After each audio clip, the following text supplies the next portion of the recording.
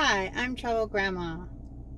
I'm up here in Coeur d'Alene, Idaho right now. I've been up here for a couple weeks now, and up here with my husband and our dog Frankie. If you haven't seen my previous video, I'll link it over here. So we used to live up here for about 7 or so years, and that was probably about 8 or 9 years ago. My husband's brother lives up here. We have friends up here, and we're actually staying with some of those friends on this trip. So before we came, I surprised my husband by giving him the opportunity to golf with some of his buddies who were going up into Canada to golf for 5 days. So I think they're playing like 6 rounds of golf over that 5-day time frame. So he's going to be pretty exhausted when he gets back. But I thought that would be fun for him to do on my dime. So I hope he's having fun. So what I thought I would do is take you around to some of the places in and around Coeur d'Alene, just to show you what's here. I also want to go up into Spokane, because we've done a lot of things up in Spokane too, and just kind of give you a rough guide as just some of the things that are up in this beautiful area. There's so many lakes, and you know, there seems to be like a lake for everything. Boating on Coeur d'Alene, Hauser for fishing. Hayden Lake's a good one for fishing too. I love Fernan Lake. I love the lily pads. If you go in far enough on that trail, that's so pretty. I don't know if I'm gonna drive to all of those places today, and I'll put some of the footage that I filmed earlier in our trip. There was an art walk that we went to.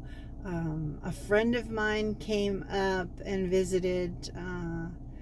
She's from Florida, so I took her on a little tour of Coeur d'Alene earlier.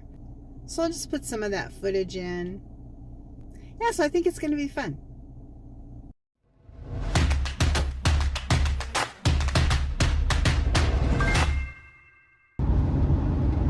One of the things that I've enjoyed about living up here when we did is that it's so close to the city, but yet it's so close to the country. You could take a short drive and you'll be at a lake. Some of those lakes have like sandy beaches, which is kind of cool. You could be in the forest. You'll be in the mountains a little bit. You know, it's so picturesque wherever you go. And the seasons, they do have a long winter. Coming from Southern California, you know, that takes a little bit to get used to. But the spring and the summer, just beautiful up here. And you're never far from wide open spaces. And Spokane, Washington is just a hop, skip, and a jump away. We're actually in Spokane right now. I'm heading up to an area called Green Bluff. It's up there on the hills just ahead of us. I'll tell you more about that as soon as we get up there. We're passing some wheat fields now. Looks like they're in the process of harvesting the wheat right now. Such a pretty area. Green Bluff is a farming community, and a lot of the growers will have you pick opportunities where you can go out in their field and pick their harvest. So Beck's has always been a very popular place. Let's go take a look and see if we can pick some peaches today. So unfortunately, they don't have any fruit that's you picked today. It's bringing them in from the fields. So what we're going to do is just move on. A lot of places have gift shops attached to them, you know, farm stands, things like that. You know, pretty much anything that'll make some money.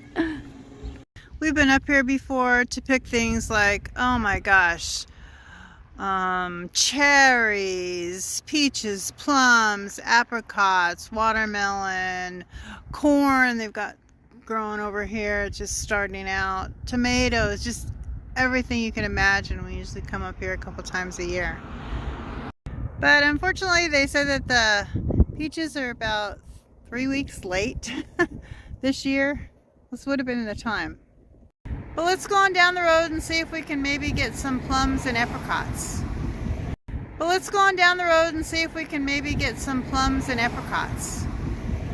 So I'm not having any luck doing this is what happens when you video.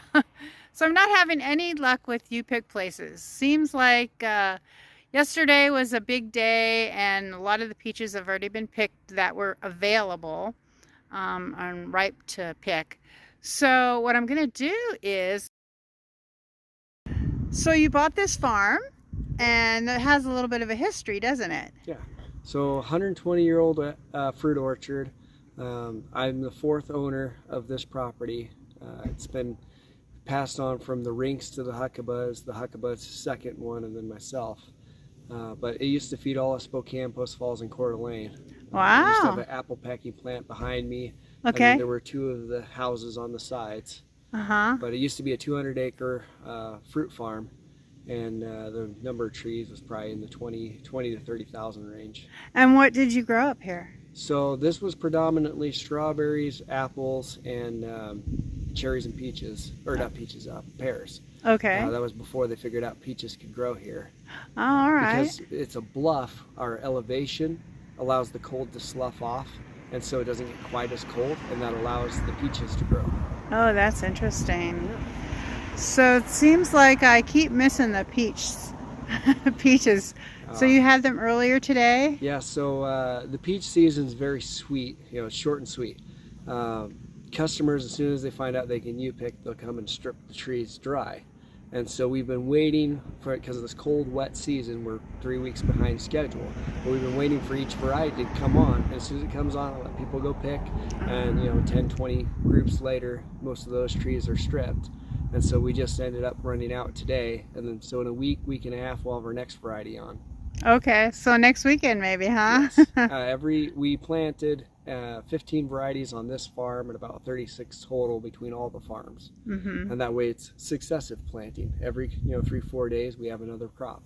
Oh, okay. Oh, so you guys really, it's a very cooperative effort, isn't Yes. it, between the farms? Well, and a lot of the farmers, they got older and it's hard to find good labor and good workers, and so a lot of them have decided to just lease and contract out between the younger farmers. Mm-hmm. Hence, I've been taking over a lot of people's properties. What else do you grow up here? So we do cherry, apple, peach, pear, plum, apricot, and nectarine for our main fruits, in addition to some berries. Mm-hmm. We do vegetables including garlic, cucumbers, zucchini, squash, peppers, tomatoes. We do about 3,000 tomato plants. And then we do cut flowers, and so we have a rose garden with about 400 premium, like David Austin roses. Oh, okay. In addition to peony, ranunculus, dahlia, and then all of our U-cut flowers. We have about 20,000 starts that we put in the ground. And you have sunflowers right now? Yeah, we have about probably 2,000 blooming right now, about 8,000 total. Is that you picked too, or no? Yeah, we got U-cut. And actually, you could cut that today if you wanted to. Oh, I'd love to. Yeah, I love sunflowers. Okay, that sounds great. So now we're really coming into the vegetable season. Yeah, it's just starting. It's so late. We usually start cucumbers in July, and this year we just started last week. Okay. Usually my tomatoes, I have about 150 pounds a day, and I'm getting like 10. Oh. So it's just easing in. Uh-huh. But by September it'll be, heavy in produce. And it's blueberry season right now too, right? So a few of my neighbors, you can go down and go do some picking. The bushes are nice and full. Okay. So it should be some good easy picking. Okay, we'll head down there too. But not huckleberries. What were you telling me earlier about huckleberries? So huckleberries like elevation. Right now, this farm's at 2,400 feet, and huckleberries really start in that 3,000 to 3,500 feet. So up in the mountains. Yeah, once you get in the mountains, and they also like acidic soil, so they're going to want to be near pine forests. That way they get that nice acidic soil.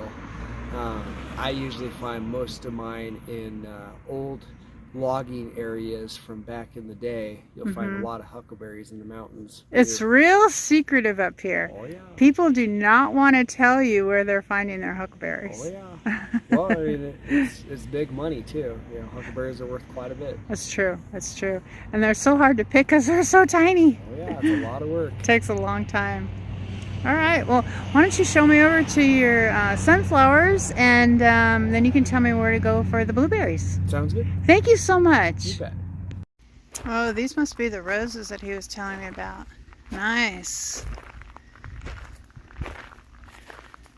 Look at this. These are all cherry trees in here. Looks like the sunflowers way back there. Smells amazing here. Just amazing. Look at these roses. So pretty.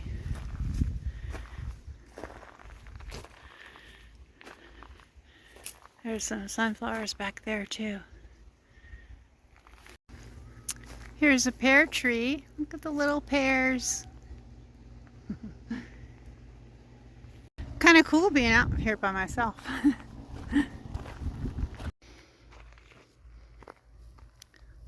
See if we can see any seeds in there. Used to grow sunflowers and seeds. So cool. I don't know if these are the seed variety though. Look at those bees. Oh my gosh. These are small. I like the ones with their really big heads. So pretty though. Looks like he's got some melon probably. Maybe a squash. I think it's a melon.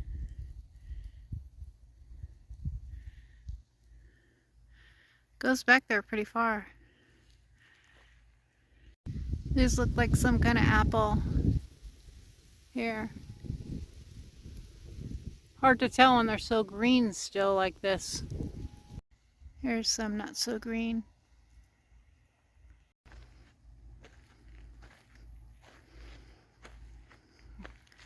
Those mountains in the backgrounds. There's another farm over there.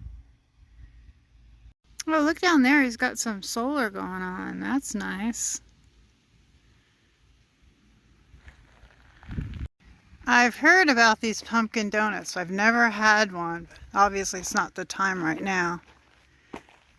This is where it is, huh? So I saw your sign there about pumpkin donuts. Yeah.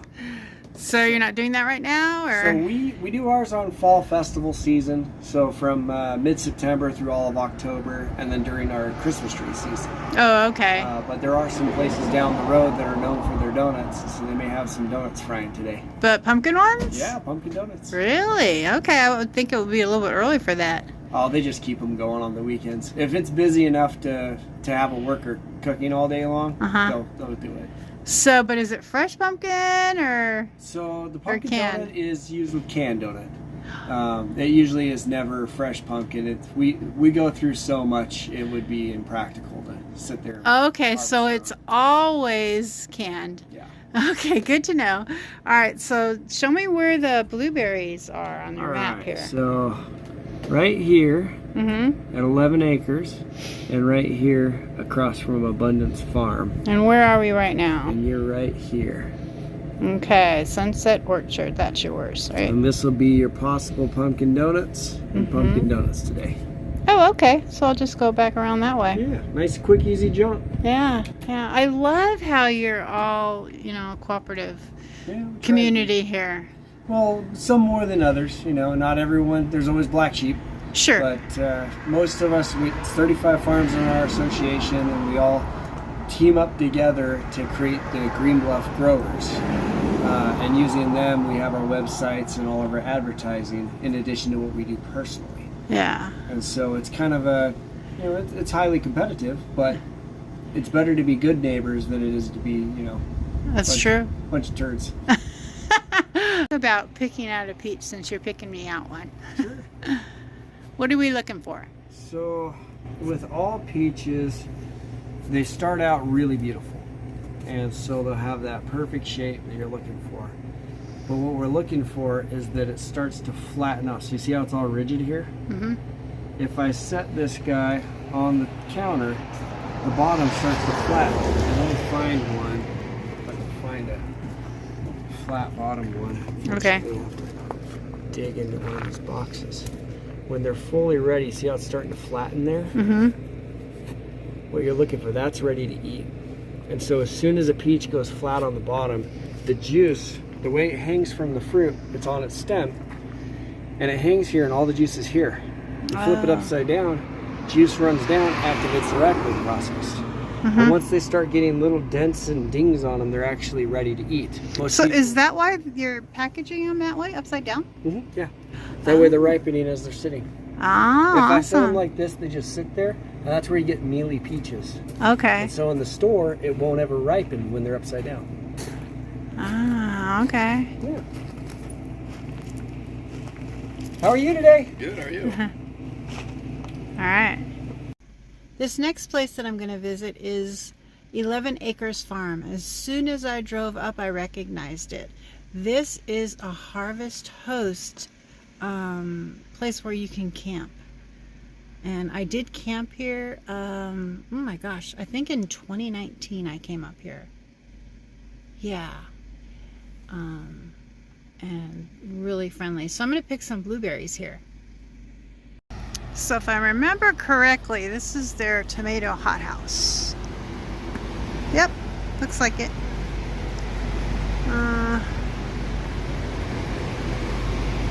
I'll have to go around the other way. See if we can see in this way. Yep.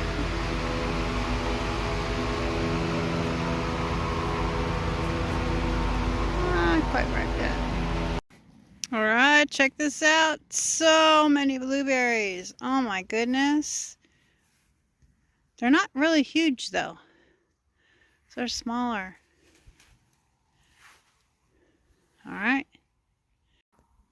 The good thing about it is, unlike cherries, you could just like grab a whole cluster of them and just get a whole bunch at one time in your hand. There you go. That. So I know I said in the beginning of this video that I was going to show you a bunch of places, but since this got a little bit long and it's getting a little bit hot out here now, especially after blueberry picking in the hot sun, I'm going to go ahead and upload this video now. And especially since, you know, the season is short, and if there's anybody that wants to maybe go and pick peaches, if you're lucky, next week, I want to get this out here. If you're up in the Spokane, Washington area, that'd be a good time to come. So I think what I'll do is just add more videos to, well, it could be a series within the next couple of weeks, and so you can see a little bit more of the area. But for now, I'll just say, see you on the road.